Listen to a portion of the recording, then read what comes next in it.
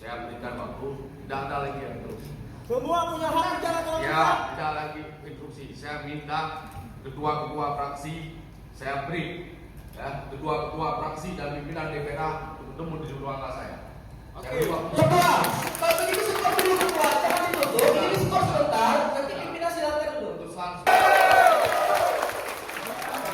Ketua fraksi untuk diskusi sehingga kita bisa selesai clear ketua. Saya beri sekaligus saya kasih kesempatan 10 menit pimpinan DPR dengan 10 menit. Terima kasih. Ketua.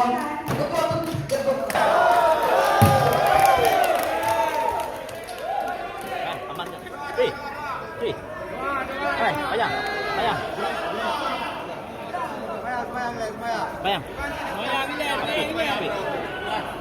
Tapi kuat. Amankan kuat. Kamu pakai AKD lagi.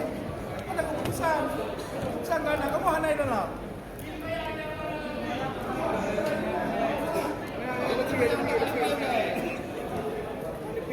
Betul. Orang kenapa? Tidak mengadu juga.